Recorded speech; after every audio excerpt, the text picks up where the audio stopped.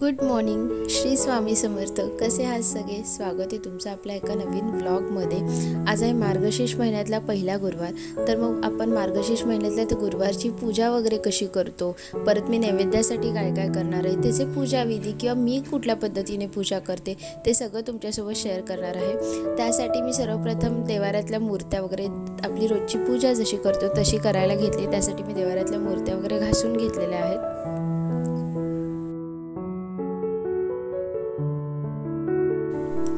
मूर्त्या घासून वगैरे झाला की मी देवाऱ्यातला कपडा जो आपण खाली अंतरतो देवांच्या इथे तो वगैरे चेंज केला. मूर्त्या वगैरे छान पुसून घेतला. मूर्त्यांना अंघोळ घालून छान टिक्के वगैरे लावून पूजा करून घेतली.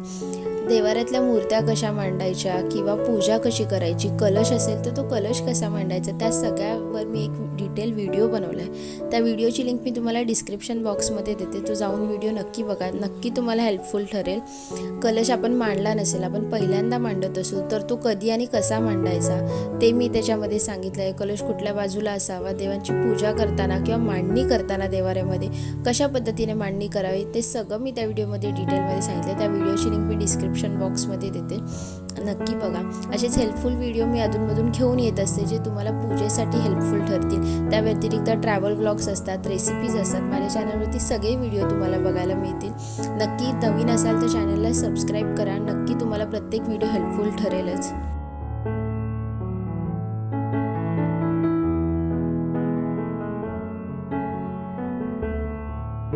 मी आता इथे देवाऱ्यात सगळ्या देवांना टिक्के वगैरे लावून देवांची मांडणी केली आहे आणि आता मी त्यांना कंठी वगैरे घालते. ह्या ज्या कंठी आहेत त्या मी स्वतः घरी बनवल्या आहेत. तुम्हाला कशा वाटल्या नक्की कमेंट करून सांगा.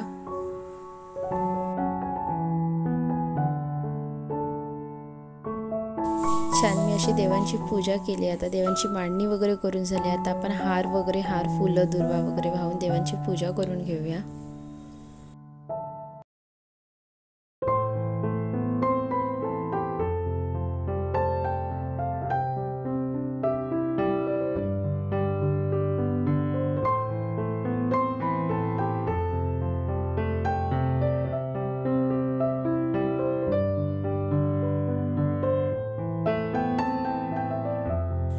हे बघा, छान आपली पूजा करून झाली. पूजा केल्यानंतर देवाऱ्याकडे बघताना खूप छान प्रसन्न वाटतं. मूर्त्या अशा छान धुतल्या की छान चमकत असतात, बघायला खूप छान वाटतं. आणि कोणीही पहिल्या नजरेत बघितलं देवाऱ्याकडे की त्याला प्रसन्न वाटणारच.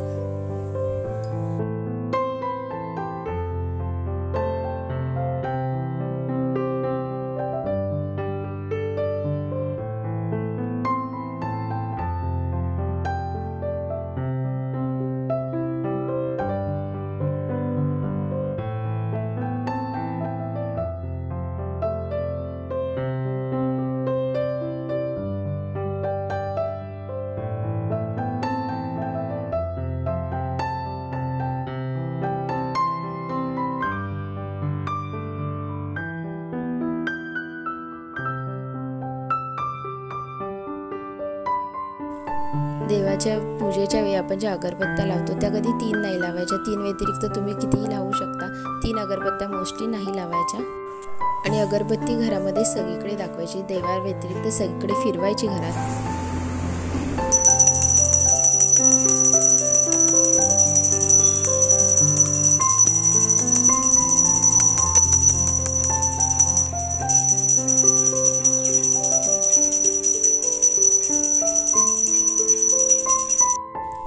आता मी मार्गशीर्ष महिन्यातल्या जे गुरुवारची आपण जी स्थापना करतो, मांडणी करतो, कलश जो मांडतो त्याची मी आता सुरुवात करायला घेतली. त्याच्यासाठी छान अशी रांगोळी काढून घेतली.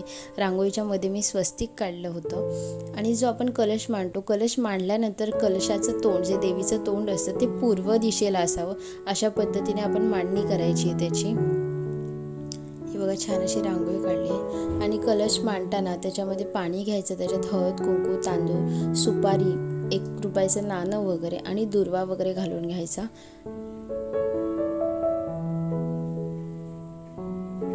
त्यानंतर 5 प्रकारच्या 5 झाडांची पानं आपण लावायची. याचे विधी म्हणजे जी पूजा कशी करायची, परत काही करायचं, कुठल्या दिशेला कसं मांडायचं, काय पूर्ण डिटेल तुम्हाला ना ते पुस्तक जे असतं पूजेचं त्याच्यामध्ये सगळं मिळेल. त्याच्यामध्ये तुम्ही हवं तर वाचून वाचून करू शकता.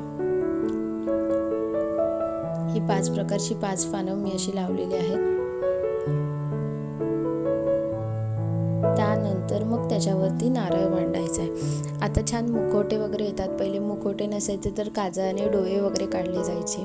आता मुखवटे येतात, रेडीमेड मुखवटे असतात, ते लावलं की मग काम झालं असं होतं। आणि त्यानंतर मोस्टली तर 8 हळद कुंकवाची बोटं ओढून घ्यायची तांब्यावरती आणि त्यानंतर हा मुखवटा असा लावून घ्यायचा।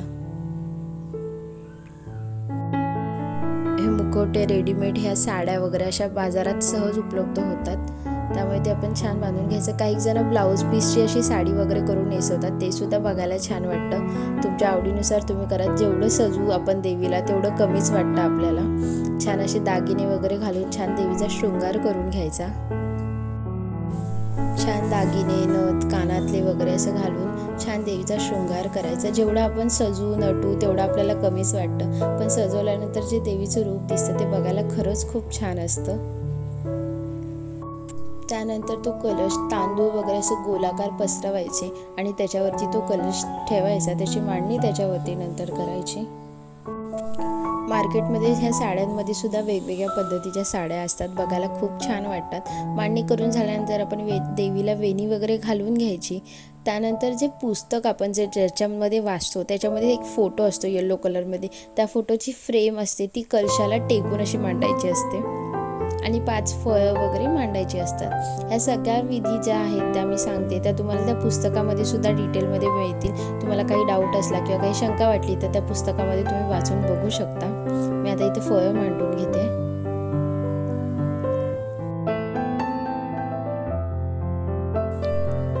त्यानंतर आपण पानाचा विडा वगैरे ठेवायचा, 2 खाऊची पानं, पैसा, सुपारी असा विडा ठेवायचा।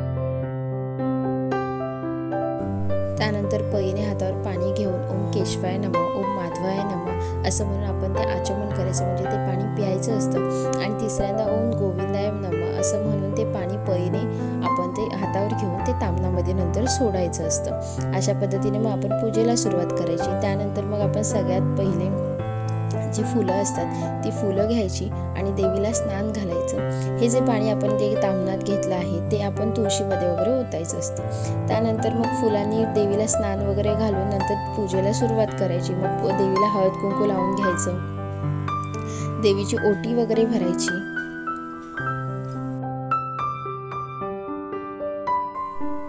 छान अशी देवीची मांडणी वगैरे करतो तेव्हा खूप छान वाटतं। घरात एक त्या दिवशी प्रसन्नतेचं वातावरण तर नक्कीच असतं। परत आपण पूजा करतो तेव्हा आपल्याला मनातून सुद्धा खूप छान आणि शांत असं वाटत असतं।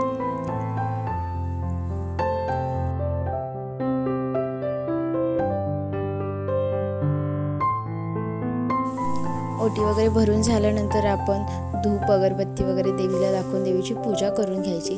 त्यानंतर साखरेचा दुधाचा वगैरे असा नैवेद्य दाखवायचा, काहीतरी गोड पदार्थाचा नैवेद्य दाखवायचा असतो। मी ही अशा पद्धतीने देवीची मांडणी करते, पूजा करते। तुम्ही कुठल्या पद्धतीने करता हे नक्की तुम्ही सांगा। तुम्हाला जे पण विधी असतील ते सगळे त्या पुस्तकामध्ये स्टार्टिंगच्या पहिल्या पानावर वगैरे लिहिलेले असतात, ते तुम्ही बघून तशी पूजा करू शकता जर का तुम्ही पहिल्यांदा मांडत असाल तर। बघा अशा पद्धतीने माझी पूजा करून झालेली आहे आता। त्यानंतर मी जी पोथी असते त्याच्यातलं ते महात्म्य, परत गुरुवारची जी कहाणी असते, जी कथा असते त्या पुस्तकामध्ये दिलेली ती वाचणार आहे।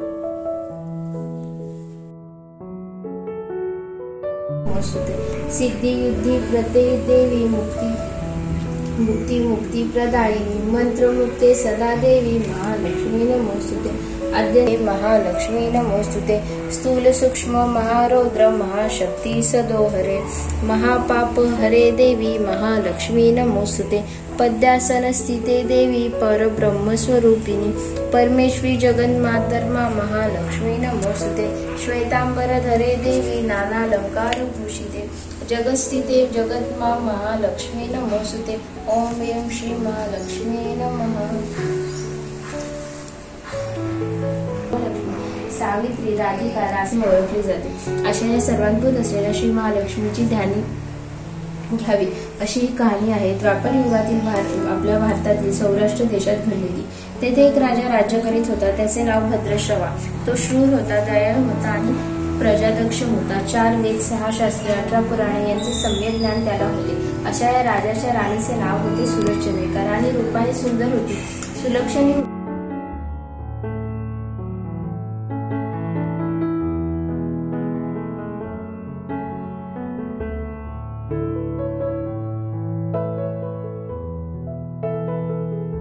संध्याकाळसाठी मी आता नैवेद्यासाठी छोले, पुरी आणि एखाद गोडाचा पदार्थ, भजी वगैरे बनवणार आहे. तर मग त्याच्याविषयी तुम्हाला सांगेन मी आता. पुरी बनवण्यासाठी पुरी जर का तेलकट होत असेल तुमची, तर त्या पुरीचं जेव्हा पीठ मळाल तुम्ही, त्याच्यामध्ये काही ॲड नाही करायचं. फक्त पाणी आणि मीठ घ्यायचे आणि पुरीचं पीठ घट्ट मळायचं. जर पुरीचं पीठ पातळ असेल तर ती तेलात टाकल्यावर तेल जास्त शोषते आणि जेव्हा थंड होते तेव्हा त्याचं तेल खूप चिपचिपीत होतं. आणि पुरी जर का तुम्हाला जराशी खुसखुशीत अशी हवी असेल, थोडीशी अशी क्रंची टाईप हवी असेल, त्याच्यात थोडंसं तुम्ही रवा मिक्स करायचा. चला तर मग मी आता पुरीचं पीठ मळून दाखवते तुम्हाला. हे बघा, मी इथे आता गव्हाचं पीठ घेतले, त्याच्यामध्ये थोडंसं मीठ टाकले आणि हे एवढाच रवा मी घेणार आहे. थोडासाच रवा घ्यायचा आहे. थोड्याशा खुसखुशीत अशा पुऱ्या छान लागतात. आणि ह्याच्यामध्ये पाणी आणि मीठ या व्यतिरिक्त मी काही मिक्स करणार आहे. तेल वगैरे सुद्धा आपण मिक्स नाही करायचं. मी आता हे पाणी घालून पीठ मळून घेते. घट्ट पीठ मळायचं आहे आणि पुरीचं पीठ मळून झाल्यानंतर 15 मिनटं तरी आपण असं झाकून ठेवायचं. त्याच्याने पीठ थोडंसं सैलसैल होतं आणि पुऱ्या चांगल्या होतात. मी आता छान पीठ मळून घेते घट्ट असं. स्टार्टिंगलाच कमी पाणी घाला म्हणजे पीठ पातळ होणार नाही.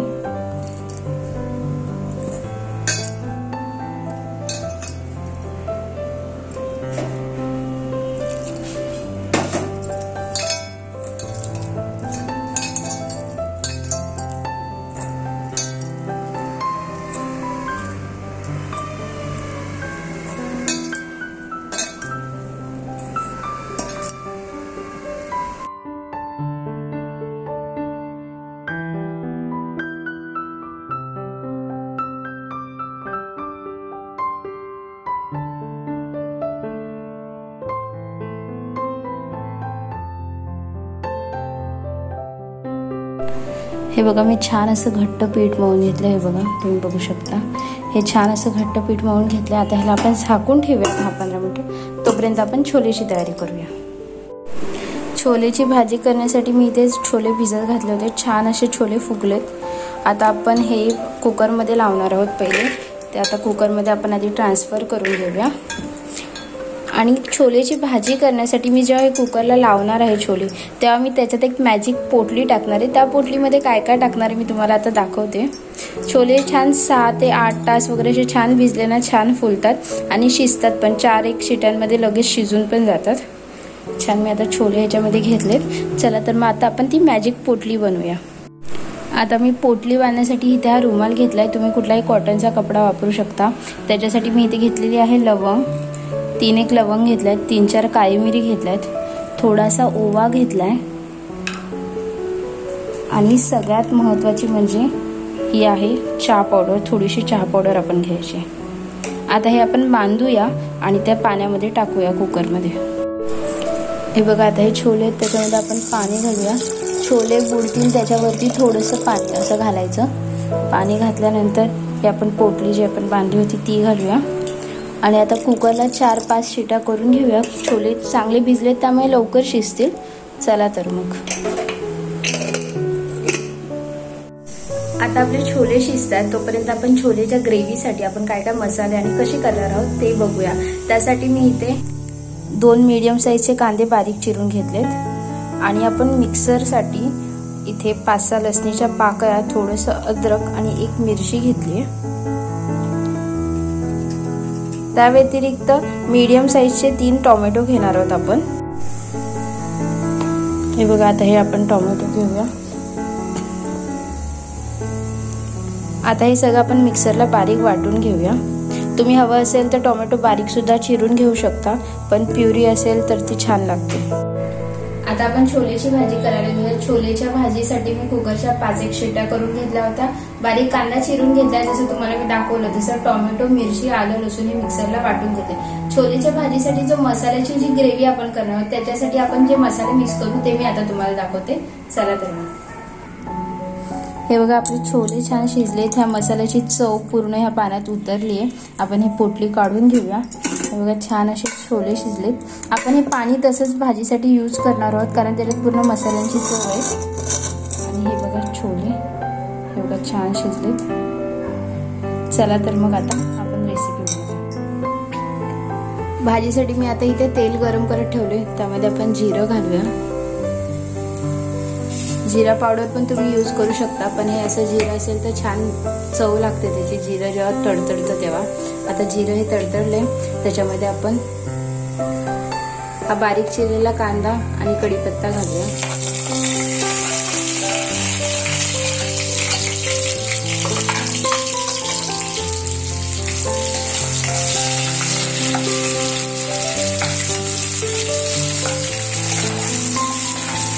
कांदा छान ब्राउनिश होईपर्यंत आपण फ्राय करून घेऊया जरा.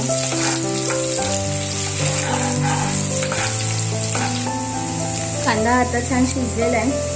त्याच्यामध्ये आपण मसाले घालूया. थोडीशी हळद, थोडीशी धना पावडर, थोडासा गरम मसाला, तिखट साधारण मी 1.5 चमचा तिखट घेतले.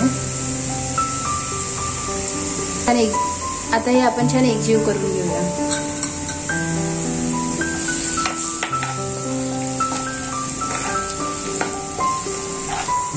आता मसाले छान शिजले, त्याच्यामध्ये आपण ही टोमॅटो प्युरी, आलं लसूणची जी पेस्ट केली ती घालूया.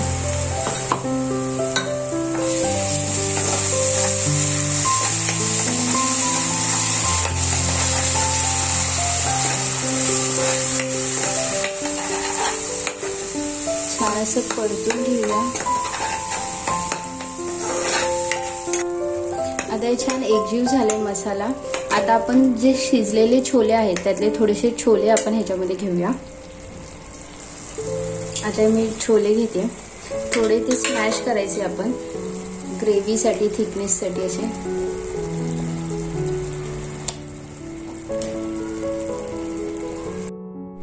हे बघा छान असे छोले मी थोडेसे स्मॅश करून घेतले.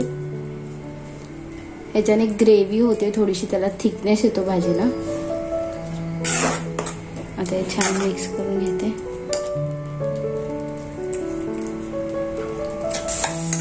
छान आता हे मसाले आणि तेल बघा तुम्ही मोकळं होतं असं छान सगळं एकजीव झालं. आता त्याच्यामध्ये आपण केलेले छोले घालूया.